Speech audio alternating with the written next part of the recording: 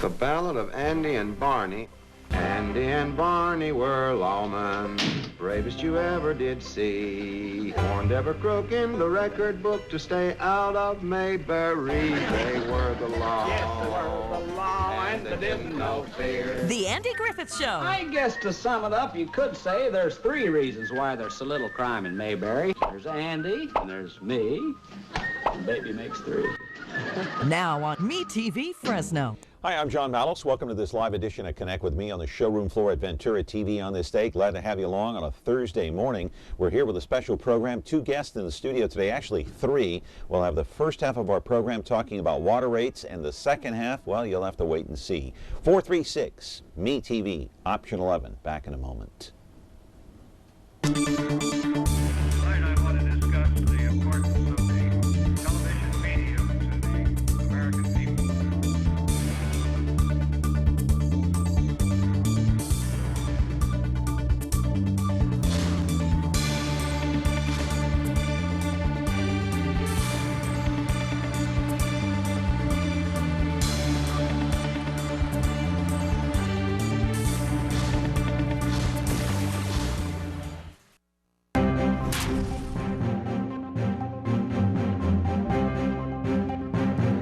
Back here on the program on Thursday morning. Hey, my friends, welcome. 436 MeTV option 11. Do call in. We got a lot to get to today, a lot to talk about. We want your phone calls. Definitely, you're an important part of this program each and every day, Monday through Friday. Want to remind you, you're watching us as usual on Comcast, channel 187 live, and then 43.6 live, 13.1 live. But later in the day, if you want to catch us on tape, you can at 2 o'clock in the afternoon at 13.6 YouTube, and 8 o'clock tonight. That's over-the-air broadcast TV on 4.6 Biz TV. Hey, still the buzz around town and around the Central Valley is not, well, I guess you could talk about my Twitter account. That's right. Follow me on Twitter, John Mallos at MeTV. Was going to say most of the buzz today around the Central Valley still surrounds the passing of the man known as Tark the Shark. That's right. It sent a tidal wave through the Central Valley yesterday and perhaps through Las Vegas. Talking about Jerry Tarkanian, known for giving second chances to players who had a checkered past, died early yesterday morning, right around this time. Tarkanian was one of the most successful and highly respected coaches in the history of college basketball, but the Shark didn't come without controversy.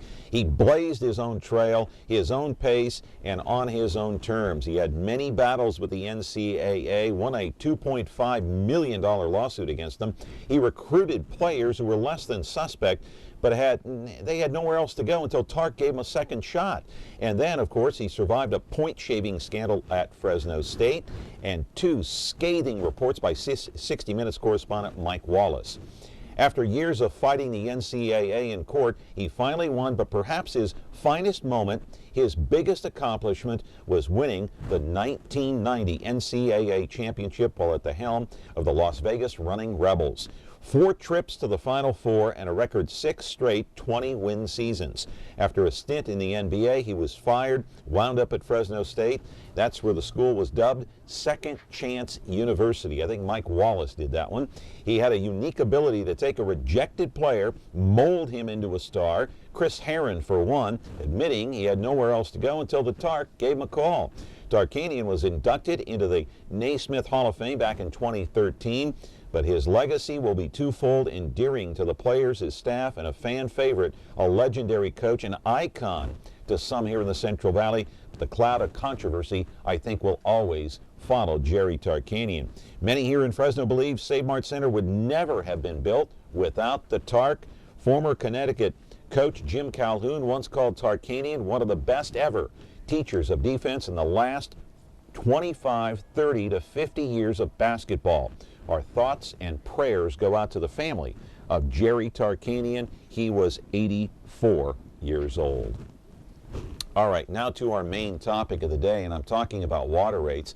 I want to put up the picture of Mark Standriff. He is the communications director for the city of Fresno. He has not been in contact with us, has not returned any of our phone calls since before Thanksgiving to talk about the issue. Wanted to get Tommy Escueda on the program. He's the Public Works Director. Wanted to get the mayor on this program. Mark Standra promised us both, has not delivered, but his phone number, 621-8000, the recording 621-8618. And hey, how about those mailers? You already sent those out. This is a done deal because a week ago, they counted them at the city at the city council meeting. They had more than 41,000, but fell about 25,000 short of the much needed 66,000 votes that they needed to get back into the clerk's office. And so that means that the Proposition 218 protest vote failed to end and to kill the mayor's water infrastructure project or plan. And February 26th, the City Council will in fact vote on this issue. Live in our studio now is Steve Wayte. He is going to be here today and take your phone call at 436-MeTV option 11. Who is Steve Wayte? He is the founder of the Tea Party, has many political connections here in the Central Valley, including to Doug Vagum. He knows this issue inside and out. He's got ties to Steve Brandow, who now runs the Tea Party and will have a key possible vote on that city council on February 26th. So water rates going up, 436-MeTV option 11. Back with your important phone calls and questions and our program in a moment.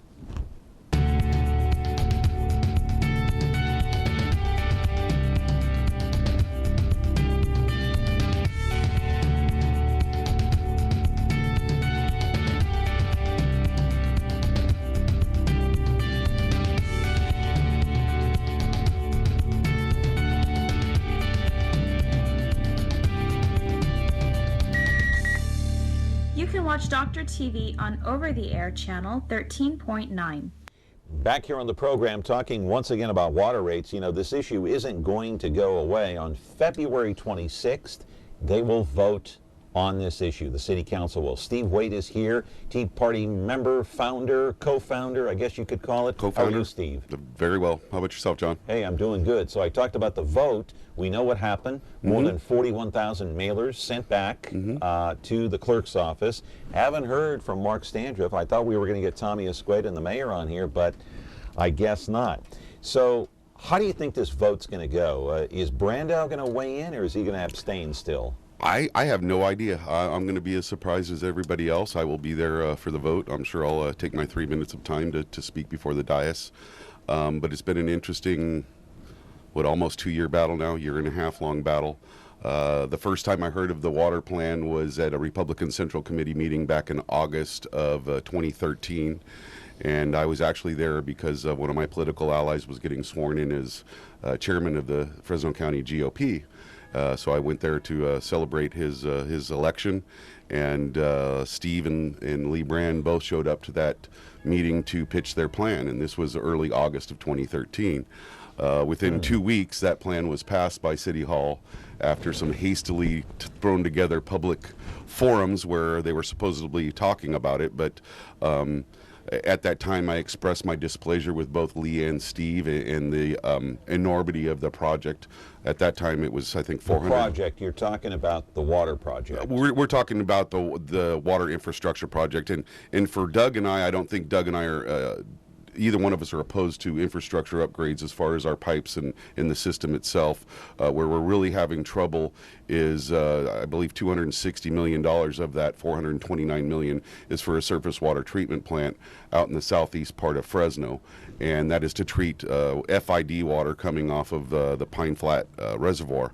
And according to a 1976 agreement with FID, that water can't be used in southeast Fresno.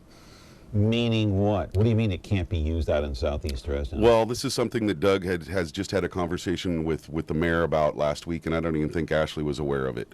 But the 76 contract that was signed by the city of Fresno with Fresno irrigation districts restricts the use of where that water can go in the city of Fresno. So basically... So even if you build that plant out there on the east side, matter of fact, we do have a map of where that plant is going to go, and you know, it's part of the 2035 plan. They want all that growth out there. there. There it is, right there. Let's keep that map up there because I want to talk about this. Now, we know about the water rate plan, $429 million. You're saying $260 million of this is going to go for that water treatment plant. Just to that plant. Just to that plant that's supposed to deliver water, clean water, surface water to the city of Fresno. But you're saying that that plant, even if it's built, can't deliver to what parts of Fresno? Well, basically, when you're looking at that map, you would basically be from about where the plant is fully west across Fresno to the south. So it would out by the airport? It would exclude basically everything south of Shields and west of Clovis Avenue, is my understanding. And the reason they can't deliver that water in those areas is because of a contract that the city of Fresno signed with FID. So. And what does that contract say? I haven't read the whole contract. I've just seen the snippets. And Ashley is assuring Doug and I that they will be able to get around those contractual obligations once the plant is up and running. What does that mean, get around them? That means that we're going to have to pay money out of our coffers to renegotiate that contract? Probably. And how much is that going to cost? I couldn't tell you the per acre foot cost anymore. I really am appreciating Ashley, what she's trying to do in being thoughtful for the progress and the future of the Fresno residents. But the fact of the matter is that right now we have a plant built out in Northeast Fresno that is not up to capacity because of some design issues when they built that plant. So can that be fixed? It can be fixed. For how much money? You're talking millions and millions. But is it less than $429 million? Yes, but that also treats the Northeast, or serves the Northeast part of Fresno. So why not spend the money to reconstruct that one and forget about this new one? Well, not only reconstruct it, but expand it. There's expansion plans on the table. What's wrong with that? No, there's nothing wrong with that. We also have a plant that was built at Armstrong and Dakota at the tune of $30 million. It is non-operational because there's not a PG&E substation near enough to power the plant. So Doug and I's contention is we have two projects that neither one of them are operational up to capacity. Why don't we take a look at those two projects first before we hand you another $400 million?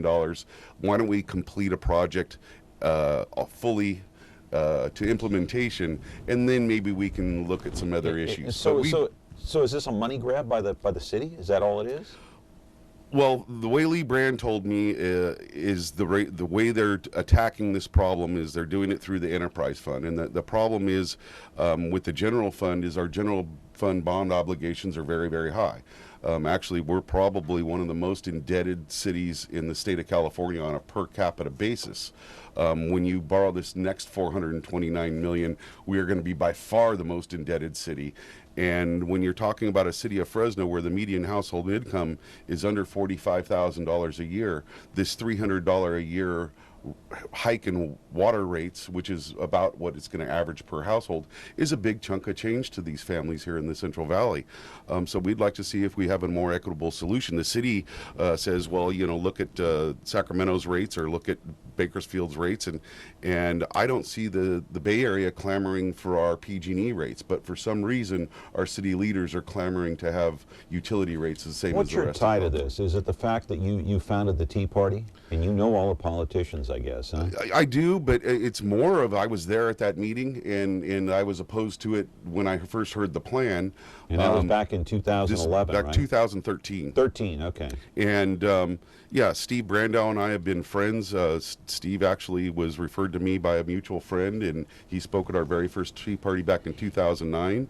And Doug Vagum and I have been friendly. Doug spoke at our first Tea Party back in 2009 as well. Right. Got to go to break, but I want to ask you real quick, yes or no, is this payback by Ashley for Measure G failing? I don't think it's payback. I didn't support Measure G either. So, I mean... Yeah, but she wanted Measure G. She wanted Measure G. So is this a way to stick it to the ratepayers? I don't think so. I don't think that she operates in that manner. I think that she really wants to leave a legacy, and this is part of leaving a legacy. But she was upset about Measure G. Oh, I'm sure she was. They're right? Trying to grab any dollar they can get. All right. Talking to Steve Wayte, founder of the Tea Party, connections to all the politicians here in town, including our guy, Doug Vagum, who's a regular on this program, talking water rates. If you don't think this thing is important, wait till you get your bill if this thing goes through. 436 MeTV, option 11, back in a moment. Attention all units. We have reports of 2 motorcycle cops protecting California's highway. That's for us, good buddy. The Men of Chips are on MeTV. Hi, I'm John Baker. I'm John Baker. It's Officer Baker. He's the blonde one. Hi there.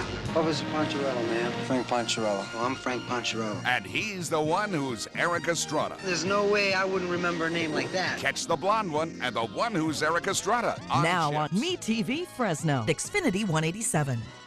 Steve Wayte's here. He's the founder of the Tea Party. We're talking about the water rates. Let's put the water rates up on a full screen so you can see the plan, $429 million. And Steve, I want you to look at this graphic here. What do you see here? What are you looking at as you look at it? I see a lot of debt. Basically to borrow that type of money, that's what they need to do. So the current water rate these are all average figures. This isn't exact because it depends on how much water you use, but the average is about $24 a month now. So by the end of year 5, it's going to go up to an average of $52 a month. Those are just residential rates. You look at the commercial rates; they're worse than that, John. I talked to the gentleman that owns Red Carpet Car Wash, the one on Blackstone Avenue. Yeah. He's talking thousands of dollars a month in increased water cost. That's either laying off employees or raising your prices. So why aren't they down at City Hall protesting this? Well, we had almost 42,000 people mail in a protest ballot. And yeah, but wait a minute. Mark Standriff, who hasn't come on this program or returned any of our phone calls, said, and I heard him on Channel 47 say, yeah, but that's only about 30% of the parcels that are hooked up here in the city of Fresno. That means 70% didn't care if their rates went up. Well, if you use Mark Standriff's thinking, okay, here I have all the election results from the last election of every city official that sits on city council. Directly address what I just said, though, in terms of his using that analogy, 70% didn't care. Well, 70% didn't care, but also the city's saying they're being transparent in this process, John.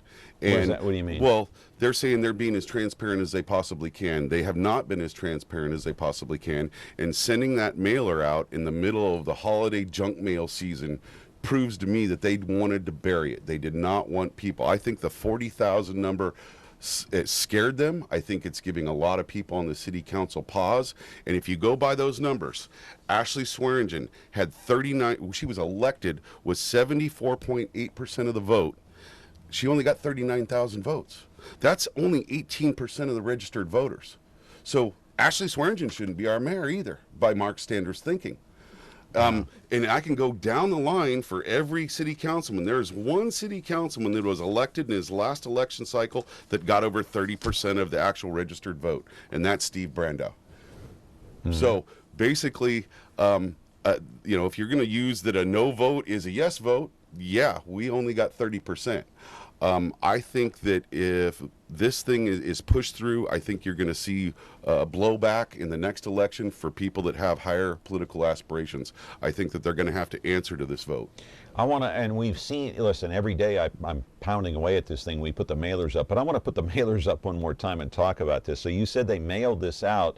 You think this was a deliberate act by the city council or the mayor's office or City Hall, somebody at City Hall, to mail these out during the holidays to try to bury this thing? Yes, I think they're being... what proof do you have? Well, that's when it hit my mailbox. And when it hit my mailbox, I had to, flip through 15 flyers before I saw it. That's your opinion, though, right? Well, it's all my opinion. But, I only saw it because I knew it was coming in the mail. My wife would have thrown that thing away. Yeah. I caught it. Yeah. And I filled it out, and I mailed it out. Caller, you're on the air. Go ahead. Yes, instead of having you mark on the box that you're against it, they should send it out so you have to mark that you're for it and see how many letters they get responded to. Totally agree, caller. Thank you. Thanks, caller, for your opinion. I appreciate that very much. So these mailers going out. So the 41,000 plus, and I'll get the exact figure for you here because it was in the Fresno Bee last week, 41,267 valid ballots, 25,000 short. But what does the 41,000 plus tell you? That tells me that there's a lot of people that are paying attention to this issue. are watching their mail and took the time to fill it out. What you're also not counting in that number there, John, is from my understanding, there was approximately 1,500 ballots that were mailed in, but they were unmarked. Now, the city's contending that those are not going to count. How many of those? About 1,500. Okay. So, we would say no if they took the time to take it and put it in the mailbox that was a no vote. The city's saying, oh, no, they didn't check the box, so we're not going to count those. That's okay. We knew 1,500 wouldn't have made a difference. It wouldn't have made a difference. And we knew this whole thing was skewed towards the city's implementation of this. Why? Well, what happened is when Doug and I got involved in this, we also had a third party involved. Her name is Diane Smith. And, the city ended up settling with us.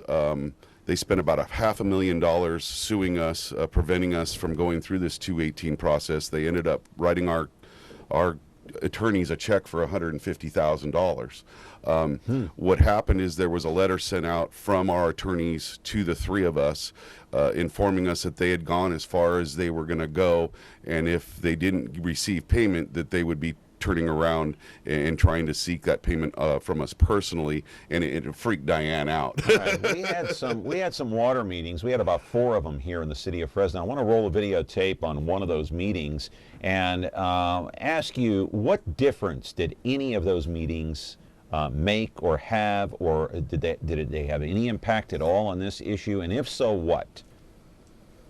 We're looking at some of the video right now. One of the meetings. Can we speak over the video? Or? Yeah, you can talk over the video here. Let's take this phone call first as we're looking at this video. One of the water meetings. Caller, go ahead. You there? Yes, I am. Go ahead. A quick question now. The whole issue here about the water, situation is this: that the people are tired of the politicians. Okay, they tell them one thing, whatever. And I think it's between the mayor and the council the city council that was just to be a cover-up, send up the cards and sign them and all that, because they know that a lot of the people are not going to sign them and send them in. So if they got 40%, okay, that looks good and all that. But at the same time, I have another issue, like PG&E, in this coming year, they're going to go up 40%. 40% for low class and people who are poor. How are they going to pay these bills? Just like the water, it's a cover-up. You got $429 million that they're looking for or whatever to pay, and look at the breakdown. You get down to the fifth year, and that's all it is, So right. I just want to tell him that it's true what he says too. Between the mayor and the council, it's just to keep the people quiet. Go ahead. That's all right. Thank you. I attended a couple of those meetings, and they basically pulled out the same dog and pony show at the last city council meeting. I thought I was going to go and speak at the last city council meeting. They had a captured audience there, so they went through and did their presentation again. The one gentleman you saw there in the video, he is a hired consultant by the city of Fresno. So he is there to sell the project. The city has already let out a contract for $10 million for design of the system. So we're already into this thing a little bit, and we're just hoping that we can put the brakes on it and come up with a better solution. The fact of the matter is, if you stop pumping water out of our aquifer as a city of Fresno and you start using surface water off of the Pine Flat Dam, that all sounds well and good. But this is a government-caused problem, John. The reason our aquifer is dropping at the rate it is because of ag, not because of city residents. We've cut off our west side farmers. So you've got people in Kerman and Firebaugh, and they're having to rely on well water. And the way the aquifer runs, it runs from the east to the west. And so we can save all the aquifer water in the city of Fresno, but if the west side continues to pump, it's not going to have any impact. Break. So water meetings, were they a waste, or did they do any good? It was a nice dog and pony show. It was a sales job. They weren't for... Steve Wayte, the founder of the Tea Party, is here on Connect With Me, and you are there. 436 MeTV, option 11. We're back in a moment.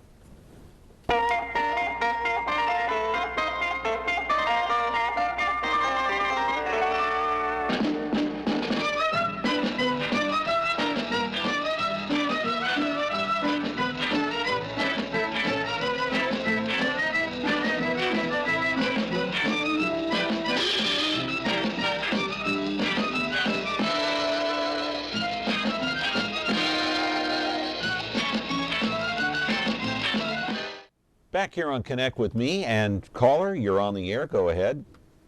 Yes. You know, I don't live in Fresno. I've been reading the stories and listening to everybody on your show. I thought the opponents of the raising the water rates signed off on the procedures that were given by the city and the proponents to have the vote. And now it comes up that, oh, this isn't right. There's a problem with the vote. It was during Christmas time. I mean, how much further does it go?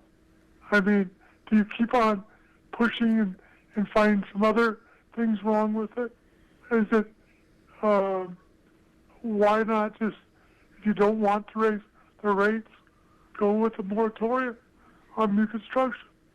I mean, I don't understand. Can you explain it? Thanks. Well, I can explain it this way. I'm a market-driven guy, and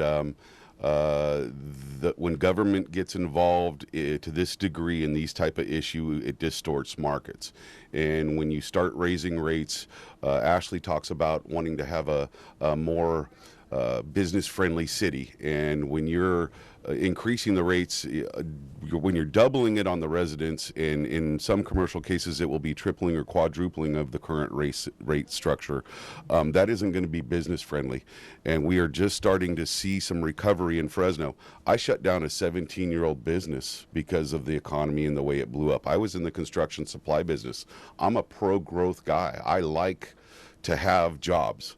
I like to see people coming into my shop buying nails and staples and construction hardware. Those were good times. We're just starting to turn the corner now, and I think putting a $425 or $29 million burden on the taxpayers of the city of Fresno is going to put us in a disadvantaged position when we look going forward from a business market standpoint. Here's a question. If Ashley doesn't get the rate increase, will it impact her political aspirations? I don't think so. I think she's got enough for name recognition now statewide. I think that she might want to consider changing parties. I think if she changed the Democratic Party, she'd have a really good chance at that Senate seat. But she talks conservative, but she governs liberally. As far as the couple issues that I've disagreed with her on. And again, I'm a very independent guy, John. I was not for Measure G. That was not privatization.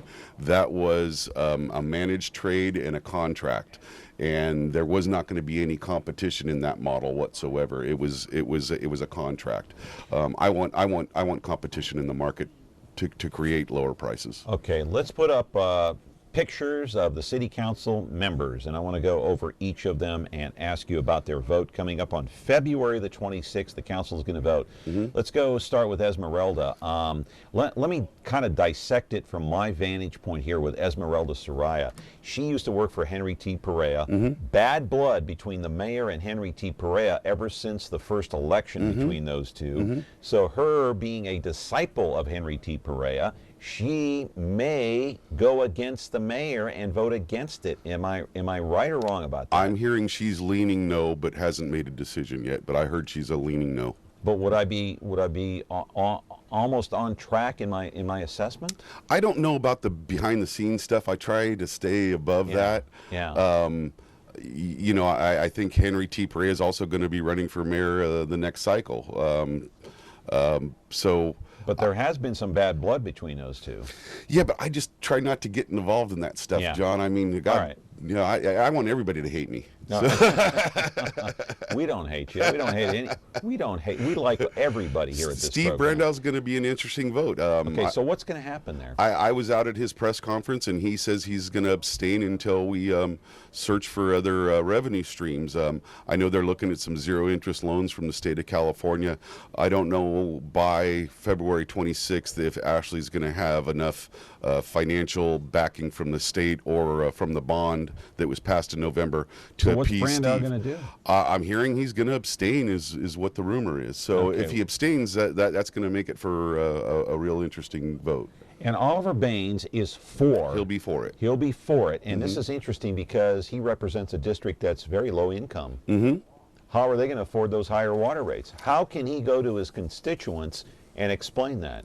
Well, Oliver's termed out. So he doesn't care. I don't think he really cares unless he's looking to seek higher political office, which he's not. And so he's termed out. So it really doesn't matter for Oliver. That's a shame. Okay, how about Paul? Paul's going to be an interesting one. He's going to support the water program as far as the $429 million being implemented, and that'll be really interesting to watch when he's up for re-election in a few years. Change it, and we'll go to the next three here. Quintero, what's he going to do? Sal, I think he's going to stick with the no. I think the cost has been his issue the whole time. Now they're rolling out this $1 million in subsidies to see if that will float anybody's boat, but the fact of the matter, even if you get $1 million in subsidies, it's going to amount to big $5 a month savings on your water bill. Lee Brand obviously for it. He's obviously for it. And what about Olivier? Where's he stand? Is he on the fence or what? I think Clint's going to stick to his guns. Clint is a fiscal conservative, and I think he'll stick to his guns on this one. Meaning? Meaning he will vote no. Okay, so you got Esmeralda. Yes. No, possibly. No. Possibly. Okay, you got Quintero, no, possibly. Well, he said, he was on this program, he said he's going to vote no. Okay. So we're going to, take him at his word. And then you have Olivier, no. That's 3 no's and 3 yeses with Brandau abstaining. Yep. What's going to happen if it comes down to that vote? We'll have to see, won't we? I'd like to say something, but I'm not going to say that. No, say it. Well, there are some developers that have been very large contributors to Mr. Brandau's campaigns in the past, and so I'd imagine he will go over and talk to some of those developers and see which way the wind is blowing on that. You're kidding me. We'll see. What are you trying to say here? You think he's going to be swayed by some of these developers? Doug and I's developers? contention has been that this water plant is not needed for Fresno today. This water plant is needed for Fresno going forward. And right in the Republican Party platform, it says, pay as you go. We do not indebt the citizens for future growth or future infrastructure. You pay as you go. And so this is we're going for the long bomb in the fourth quarter right here, John. And the fact is the city put themselves in their own position by installing water meters and having consumption go down, which caused their income to come down on the enterprise side of the government ledger. So they had to do something because they were bleeding out. But to make this as the sky is falling chicken little, we're going to all, die of thirst in the city of Fresno is patently false. We have plenty of resources that have been very poorly mismanaged. Okay, and one final thing. Do you think this project, the $429 million project, is there just to line the pockets of some developers? I don't think it's there to line the pockets of the developers. I think it's there to line the pockets of some of the construction union guys. If you saw the press conference at 4 o'clock before the meeting last week, it was all Teamsters and construction union guys. I didn't see anybody from the Republican Party out there waving a flag saying we want this. Now, I understand some of them may have been out there, but to me, this is about future growth and for Sega, and that's what this is for. And you're saying that the onus should not be put on us. It should not be put on us, and that's what the funny thing is that some of these developers that we've been talking about are not for this 2035 plan, right? The city passed the 2035 plan. Okay, which is stack and pack. Okay, why are they shoving it down our throats then? Because this is what government does now, John. This is what government does now. They don't want the market to decide. They want us to all live on 4,000 square foot postage stamp lots. Yeah. And this is not free market. We're going to change out here in terms of guests, but I got to ask you one more thing. Mark Standriff has said on this program and other programs that the water that the city gets from the Fresno Irrigation District, the water that they don't use goes down into the ocean. Come to find out that's not true. It goes to the farmers. Is that right? Well, they pick it up on the way down, and we've already paid for it, yes. Okay, so it doesn't go out into the ocean. So why why is the city... What goes out to the spewing ocean is the 10% of the water at Friant, which George Radonovich helped negotiate with Dianne Feinstein. So between the 10% of the water that we're flushing down the Friant to return a salmon run that'll never return, John, Right. the salmon spawned at Temperance Flat.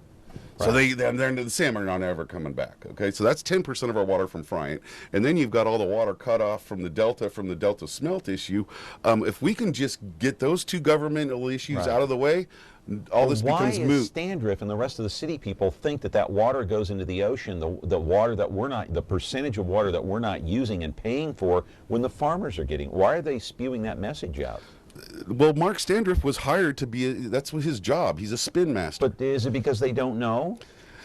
No, it's a sales job. And to tell you the truth, you know, my uncle's got a very large law firm here in town, McCormick Barstow, and, you know, there's very few people even under the roof over there that understand water law the way it's written. There are so many entities. You're talking feds, you're talking states, counties, irrigation districts, and it is so twisted that it's really hard to unravel and get a clear picture of where the power is in the whole water structure. And what we're wanting to see is Fresno keep its sovereignty as a city and have control over our own resources and our own future, instead of have a bunch of bureaucrats up in Sacramento determine our water future. Okay, out of time. I hope you come back on the show. I know we're going to talk about this again, this issue. Steve Wayte, founder of the Tea Party. Thank you, John. Appreciate your time. Appreciate it. Thank you. Outstanding. All Have a right, great stay one. put just for a minute here. We're back with our show, a second half of our program here on Connect with Me, 436 MeTV option 11. It's Sully and Russ on the Big Biz Show. It's your biz. And maybe they'll start listening to Baldwin Now, McCullough. before you make any money moves, check in with the Brain Trust. And you are starting your week off right.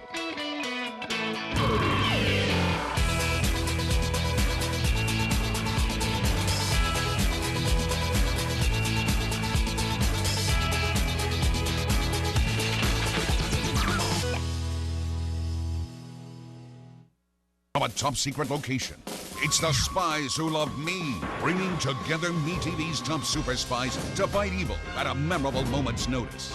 They're daring. That's right. Brave. Now what are we gonna do? The best we can. Suave. Does that apply to me, Oscar? Possibly. And smart. The old finger in the gun trick. Maxwell Smart. MeTV Fresno, channel 43.6 and Xfinity 187. Tune in to Heartland for the best in true country music. Relive vintage specials, one-of-a-kind concerts, and country music's earliest videos. Heartland is the heart of country. The only place where you can find country music, country stars, and country lifestyles 24/7. Heartland, the heart of country. Now on channel 13.2.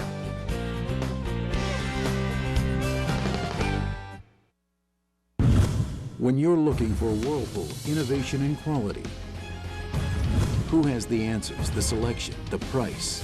Ventura TV Appliance. With billions in nationwide appliance buying power, more than Home Depot and Best Buy combined, we'll help you save. Our low prices on Energy Star qualified Whirlpool appliances save you energy and money, and pay no interest on select models when paid in full within 12 months. Ventura TV Appliance, serving you since 1951.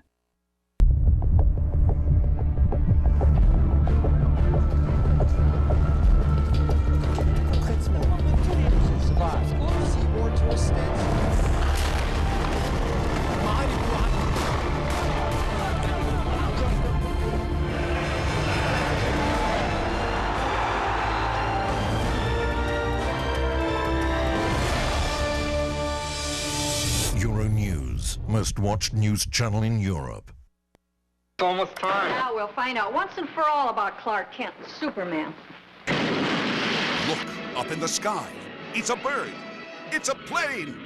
It's a TV show. Yes, but who is he? What's his name? He's Superman. Golly, Clark, won't that be wonderful seeing Superman? Fighting a never-ending battle for truth, justice, and television the MeTV way. No one can do the things that Superman does. The adventures of Superman. Now on MeTV Fresno, Xfinity 187. Frigidaire. It means the first refrigerator. It means a history of innovations that help make your home life better. And now we introduce the new Frigidaire French door refrigerator with over 100 ways to organize for maximum flexibility. Built with adjustable flip up and slide under shelving and stackable crisper drawers. It's the refrigerator that flexes to fit it all, no matter what your day will bring. Frigidaire, over 90 years of legendary innovation. See the full line of Frigidaire appliances at Ventura TV Electronics and Appliances.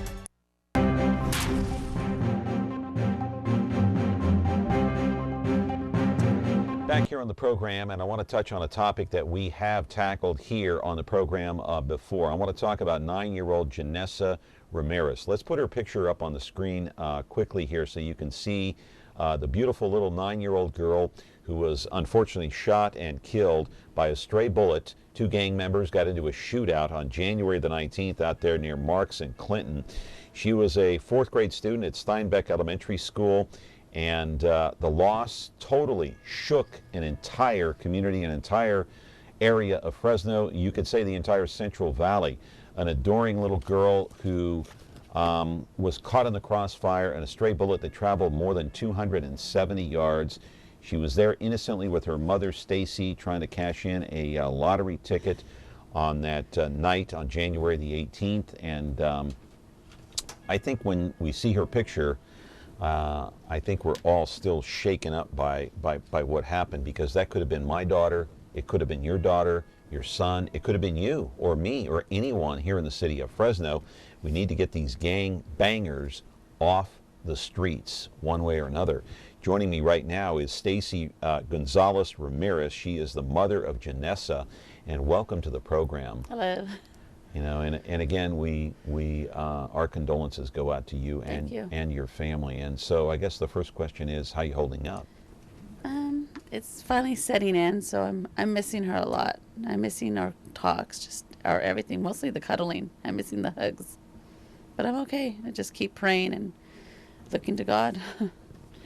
What was it about Janessa, do you think, that touched everyone who came in contact with her? Her hug, her smile, her helpfulness, just her all around.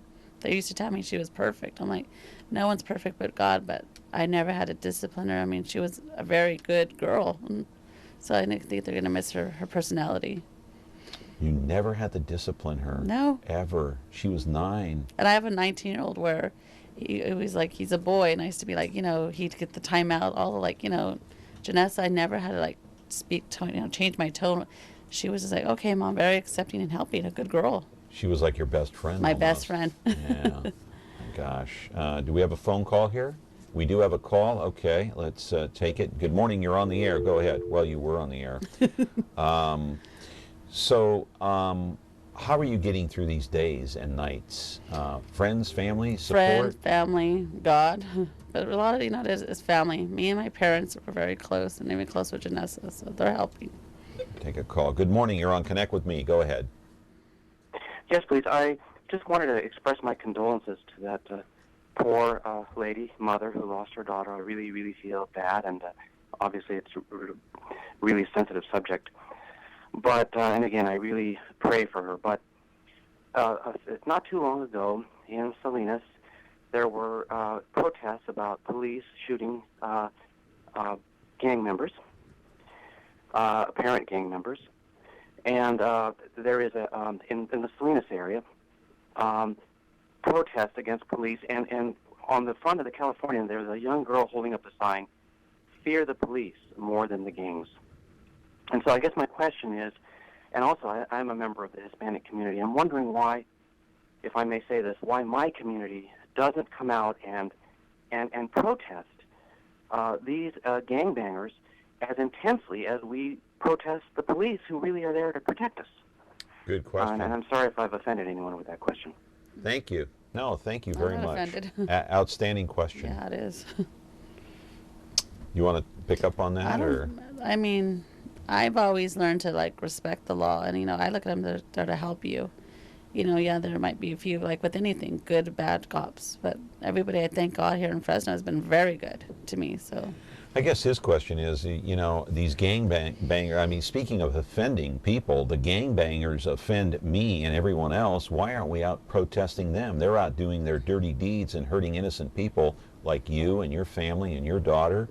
And all of us here, we should be protesting them, right? I think maybe it's people fear them, especially because like it is gang violence. Maybe they're afraid they're going to get shot, but people got to get over their fear and be strong and fight back, but not with violence. Like you said, with positive, trying to help them out with themselves. Yeah. Caller, go ahead. You're on the air.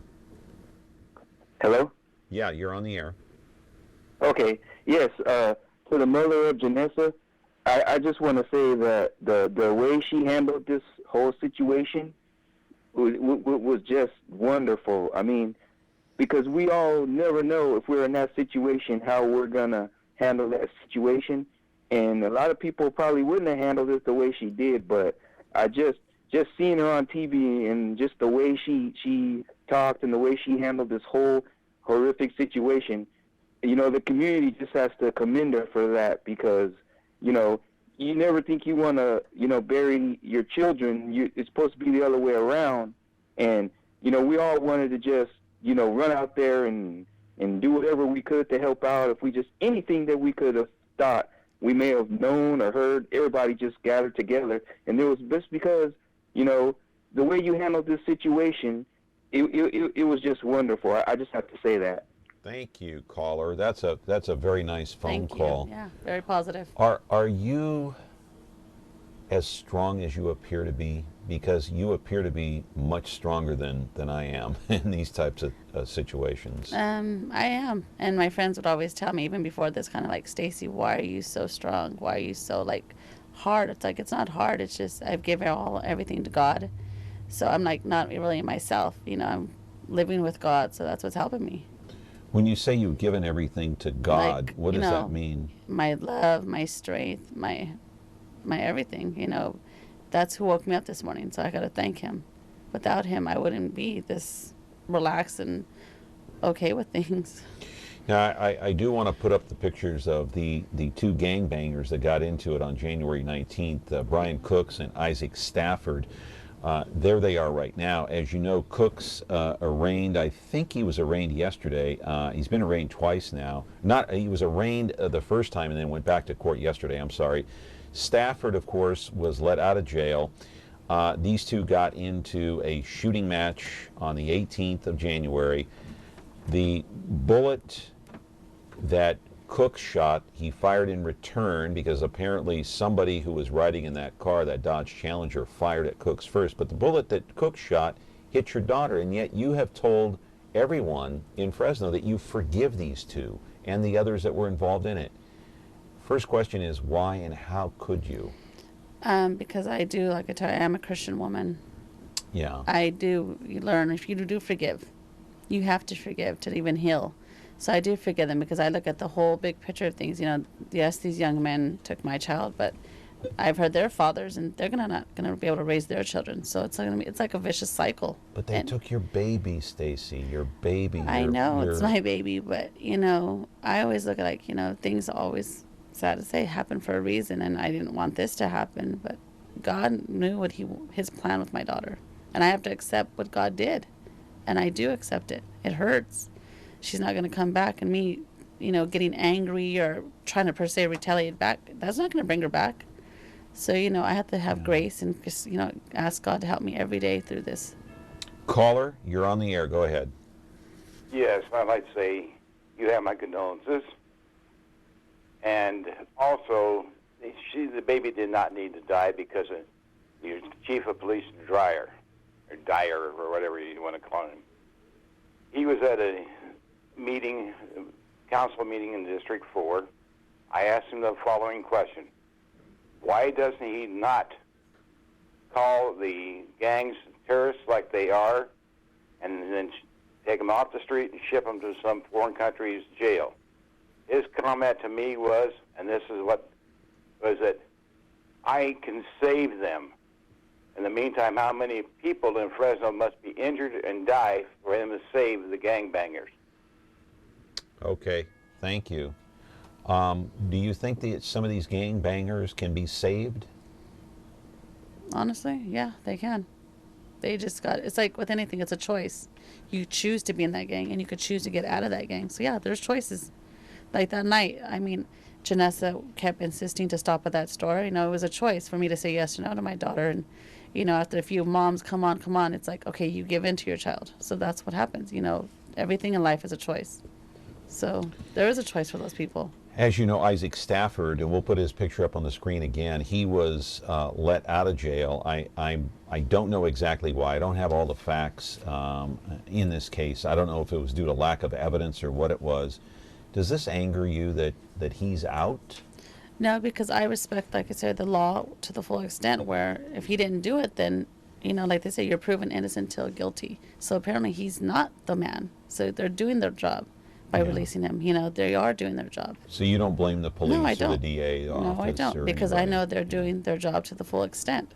Okay. Caller, you're on the air with Stacey. Go ahead. Good morning. I would like to extend my condolences. I know it's hard when you lose a child because they say you're not supposed to bury your children. You're supposed to go before they do. But I find her to be a very strong woman. I think she's going to come through this just great, and just keep praying, and God will see you through this time. Mm-hmm. Okay, thank you very much. Let's put up the shrine, the video. Let's roll that. I'll bet it made you feel absolutely warm inside to see the pouring of love and outpouring of support from the Central Valley aimed at you and your family, and how much support and love they gave you. See, that shows there is good in Fresno. Yeah. You know, and they always said good conquers evil. So there is, like I said, that shows me right there is good people. It's just amazing. Look at all the balloons and the flowers, and of course the centerpiece being the photo there of Janessa, and just outstanding. How does that make you feel? Like I tell you, I feel love. Like I said, I mean, me and Janessa used to always say you do everything with love. From cooking to anything, you do it with your love from the bottom of your heart. So, like I said, I see that. Has the outpouring of support helped you get through this too? It has, very much. It's like I've made new friends. I mean, with the law enforcement, I respect them, and that I don't look at them just as law. I look at them as friends now. They're close friends. I pray for them, for their positions. Good morning, caller. You're on the air.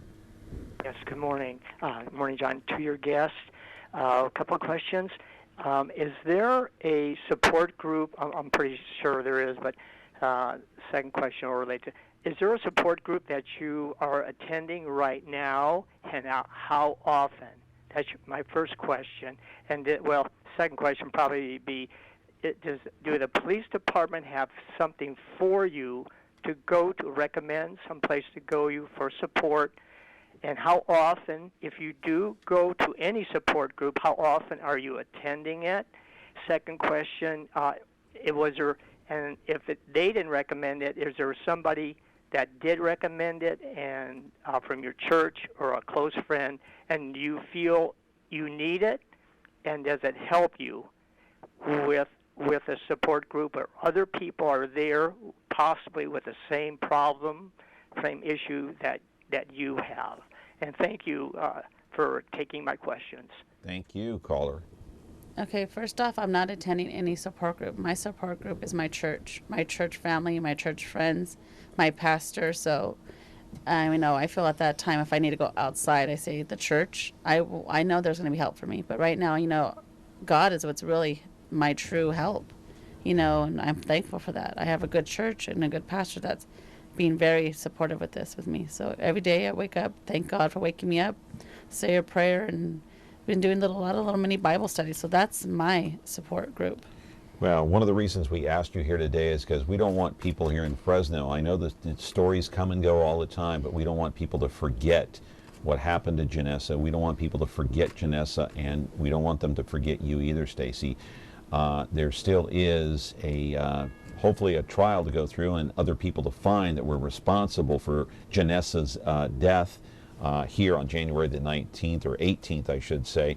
So that's the reason for the program here today with Stacey Gonzales Ramirez.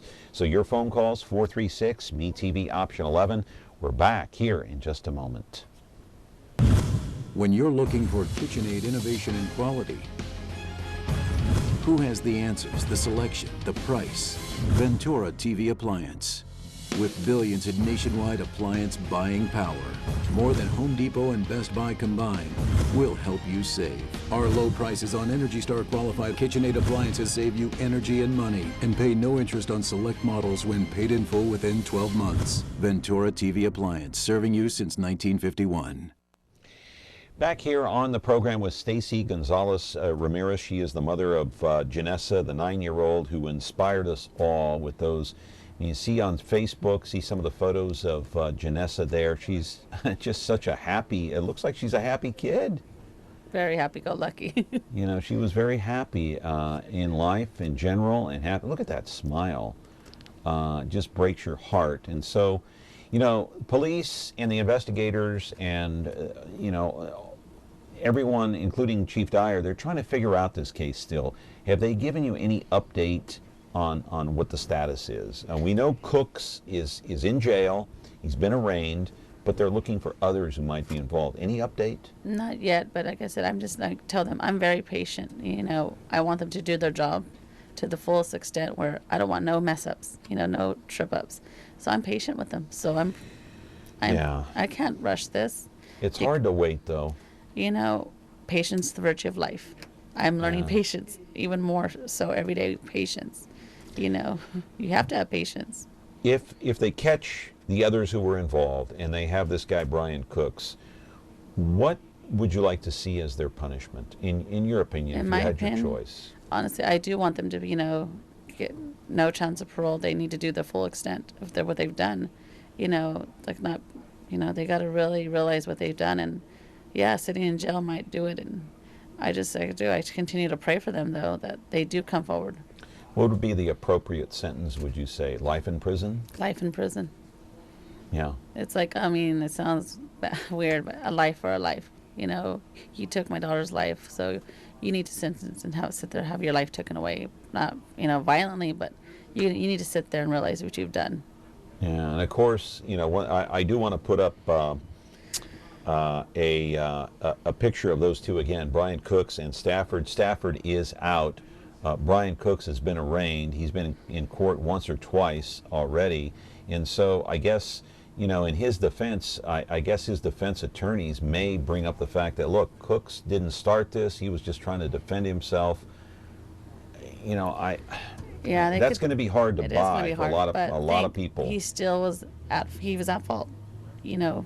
Well, he was shooting a gun. Yeah, that's what I'm saying. So yeah, you have evidence enough to look. You admitted to it even. So you can't take back what you said.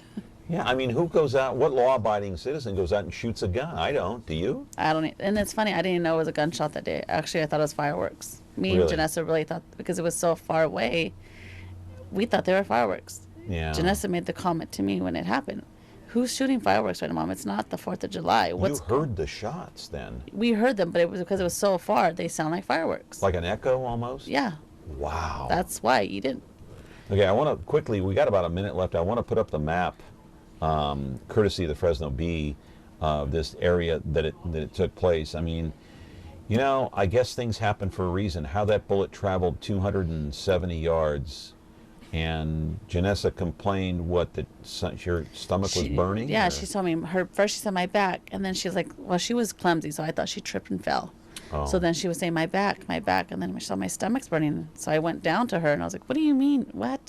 So she told me it's my back. So when I lifted her little blouse, I looked at her back and it looks like a cigarette burn, because, you know, it just didn't look like a gunshot. It looked like a cigarette, like somebody burned her with a cigarette. I was like, Stacey, you have our continued support here, and God bless you. Bless you guys. Our thoughts and prayers are with you and your family. Stay strong. I don't know how you do it. I don't ever want to know, but like she would say, keep smiling, or smile and wave.